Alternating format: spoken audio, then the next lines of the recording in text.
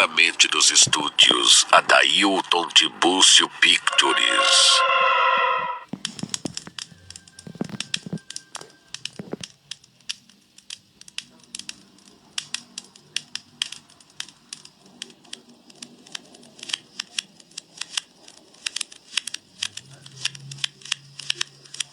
Olá, meu nome é Miguel, eu sou agricultor do sertão nordestino, homem simples, nascido e criado entre as plantações de milho e feijão.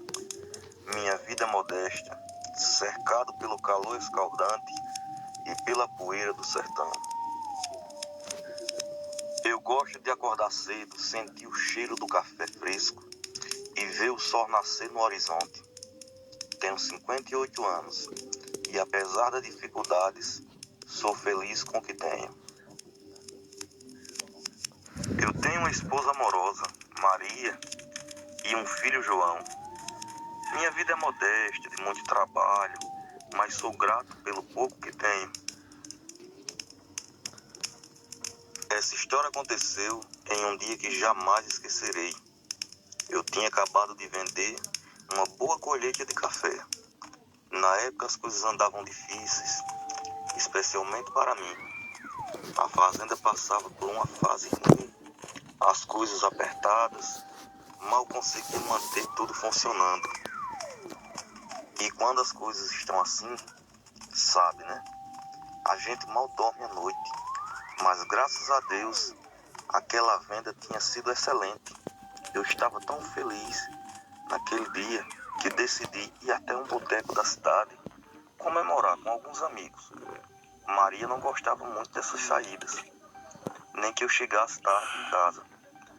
Mas naquela hora eu nem liguei e fiquei quase o dia inteiro lá, saindo só bem tarde da noite. Estava meio alto por conta do álcool, cansado e louco para chegar em casa. Sempre diziam para evitar uma tal estrada quando estava à noite. Diziam que lá aparecia um bicho ruim demais, um tipo de cachorro. Diziam ser do próprio diabo. Ninguém se atrevia a passar por lá depois que o sol ia embora. Mas o problema é que aquela estrada cortava um bom caminho até a minha casa. E como eu estava completamente esgotado, a vontade de chegar em casa falou mais alto. Logo quando dei os primeiros passos na estrada, as coisas ficaram estranhas.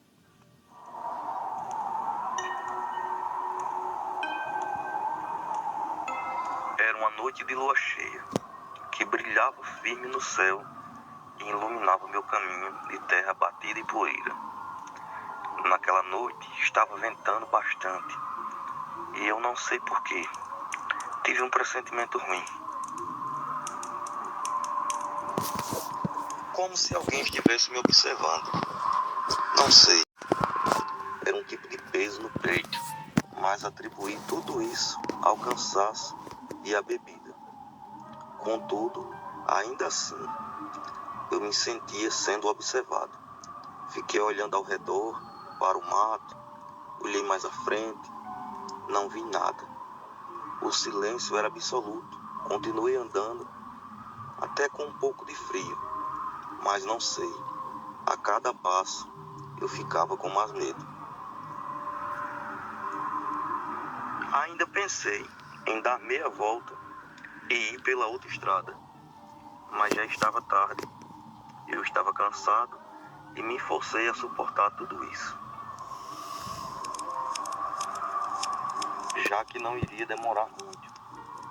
Eu estaria em casa, então continuei.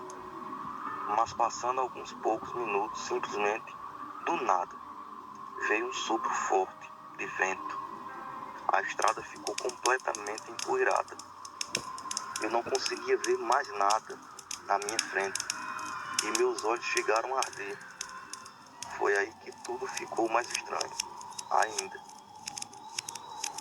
Se a sensação que eu tinha estava ruim, tudo ficou muito pior quando eu consegui abrir os olhos diretamente para mim.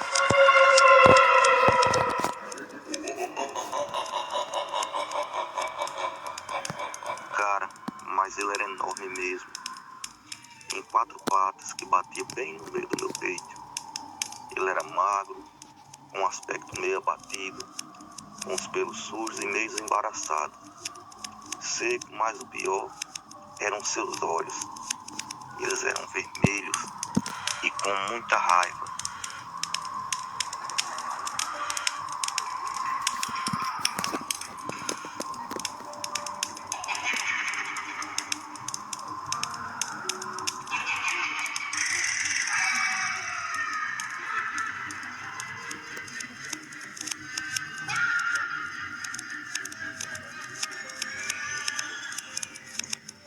Então, com um esforço tremendo, ignorando todo o meu cansaço, eu comecei a correr.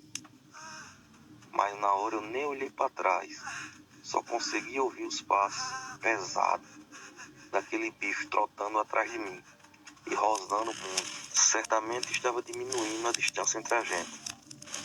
Na hora já fui me arrependendo do que fiz. Senti no meu coração que eu não conseguiria chegar a tempo e que se ele me pegasse, dando o tamanho daquele bicho, eu seria feito em pedaços.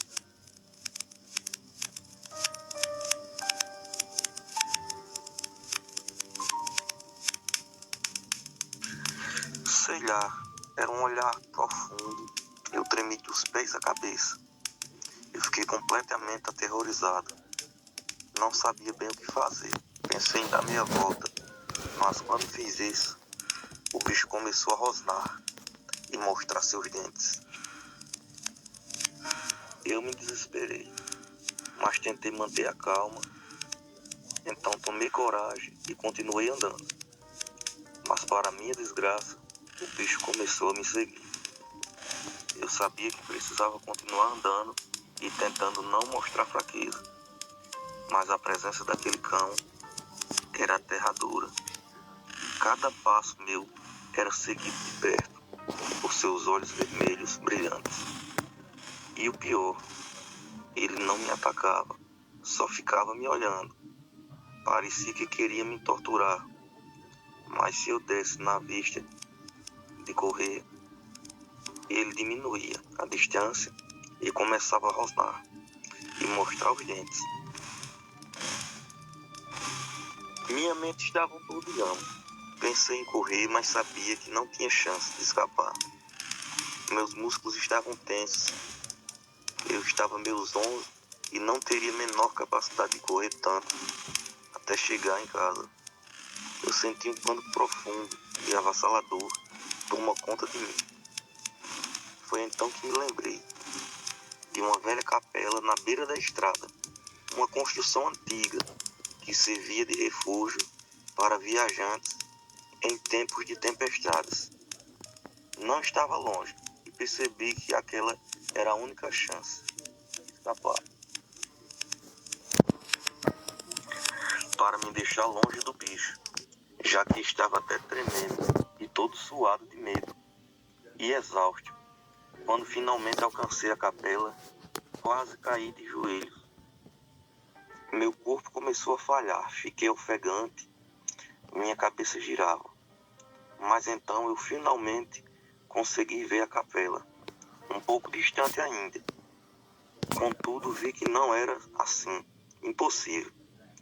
Peguei o resto das minhas forças e tentei conter minha vontade de dar o meu máximo.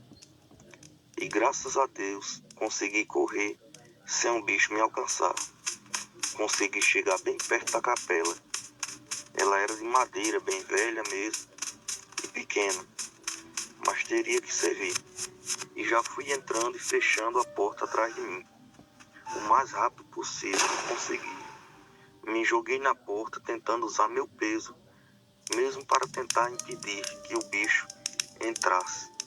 Mas por sorte vi que havia um ferrolho grande e de ferro, e eu não teria que arriscar ficar na porta. Tranquei e não demorou muito para ouvir o bicho. Ele rondava a capela, rosnando. Consegui até ver o focinho dele fungando embaixo da porta. Sabia que aquilo não seria o suficiente para manter o bicho fora dali. Então, desesperado, me ajoelhei no chão da capela e comecei a rezar.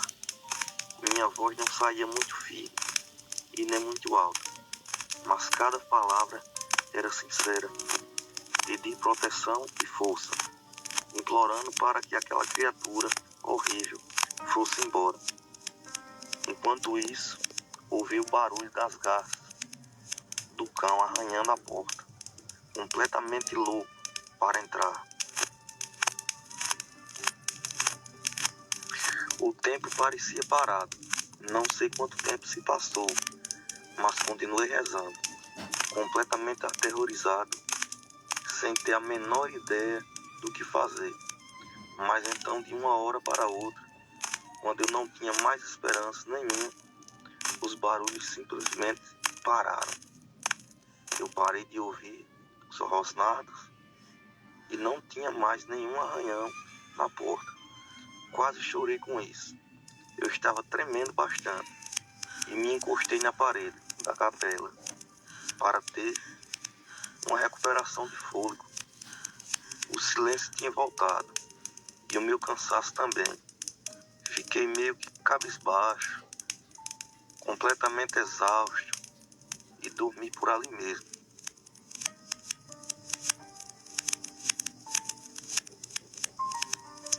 De manhã eu ouvi e acordei com alguém batendo muito na porta da capela. Eu fui abrir e eles se assustaram ao me ver.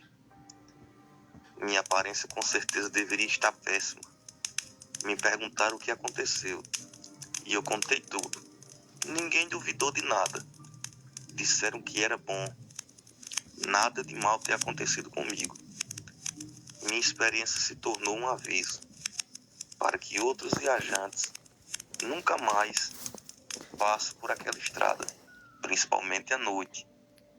E a história do cão dos infernos ficou gravada na minha mente. Hoje conto essa história como um lembrete de que algumas lendas têm raízes profundas na realidade e que sempre é melhor respeitar os avisos dos mais velhos. O sertão nordestino continua sendo meu lar, mas aprendi a respeitar seus mistérios e perigos. E desde aquela noite, nunca mais me atrevi a desafiar as histórias que correm de boca em boca, passando de gerações em gerações. Aquilo que parece ser apenas superstições pode revelar assustadoramente real. Obrigado por contar meu relato e uma boa noite.